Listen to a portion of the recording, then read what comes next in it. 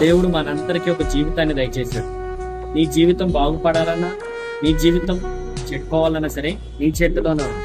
దేవుని వాక్యాన్ని చదువుతాం. సామెతల గ్రంథం 14వ అధ్యాయం 1వ వచనం. జ్ఞానవంతురాలు తన ఇల్లు కట్టును, మూఢురాలు తన చేతులతో తన ఇల్లు ఓడబెరుకును.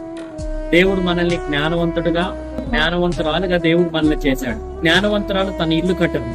నీ జీవితం కట్టుకునే భాగ్యాన్ని దేవుడు నీకే ఇచ్చాడు. నీ చేతుల్లోనే ఉంది. అది నీ ఇష్టానుసారంగా కాకుండా దేవునికి మహిమ కలిగించే విధానంలో నీవు నేను నడవగలిగితే దేవుని నామం మహిమపరచబడుతుంది. మన జీవితానికి ఒక సార్థకం ఉండదు. దేవుడు ఇచ్చిన ఈ జీవితంలో నీవు నేను కూడా సంతోషముగా ఆనందంగా ఉండాలంటే జ్ఞానవంతముగానే ఉందాం.